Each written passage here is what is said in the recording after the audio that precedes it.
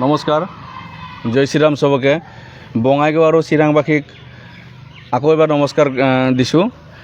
আমি বঙাইগাঁও হাৰমনাইজ গ্ৰুপ NGOটোৱে 2022 চনৰ পৰা বঙাইগাঁও যি ভালাগুৰিত মানে নিউ বঙাইগাঁও ভালাগুৰিত যি বিজি কলনী শিৱ মন্দিৰ আছে, ইয়াতে আমি এইখন মন্দিৰত গীতাশ্ৰম নামেৰে আমি আমাৰ সাধাৰণভাৱে এখন আমি কমিটিৰ নিচিনা বনাই আমি বিভিন্ন ধৰণৰ ধৰ্মীয় অনুষ্ঠান আমি চলাই গৈছোঁ। এই ক্ষেত্ৰত কিছু ব্যক্তিক আমি যি মানে আছে কিছু ব্যক্তি আছে তেওঁলোকক আমি মানে আমাৰ ফালৰ পৰা ফ্ৰী অফ কষ্টতে আমি বিবাহ পৰ্যন্ত কৰাই দিছোঁ, অন্নপ্ৰাশনলৈকে কৰাই দিছোঁ আমি। আৰু এইখিনিত আমি প্ৰতি দেওবাৰে এইটো মন্দিৰত আমি সৰু সৰু শিশুবোৰক আমি ধৰ্মীয় জ্ঞান পাঠদান দিওঁ। আৰু এই পাঠদান দিয়াতে সহায় কৰে ৰাজকিশোৰ পাণ্ডে, আমাৰ গুৰুজী হয়, ধাৰ্মিক গুৰু আৰু তেখেতৰ ল'ৰা আছে আমাৰ লগত RK পাণ্ডে। তো তেওঁলোকক বহুত বহুত ধন্যবাদ দিছোঁ।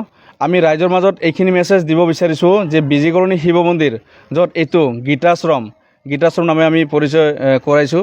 এই গীতাশ্ৰমত অহা 28 তাৰিখে আবেলি 3 বজাৰ পৰা 5 বজাৰ ভিতৰত আপোনালোকে আহক, বঙাইগাঁও বা চিৰাংবাসী বা ইয়াৰ স্থানীয় ব্যক্তিসকল আহক। আমি এখন সুন্দৰকৈ ধুনীয়াভাৱে আমি গীতাশ্ৰম সমিতি বনাম আৰু অনাগত দিনত আমি সমূহ ৰাইজক লগত লৈ যিকোনো ধৰ্মীয় অনুষ্ঠান হওক, বিবাহ, অন্নপ্ৰাশন আদি আমি সুন্দৰভাৱে কৰাই যাম।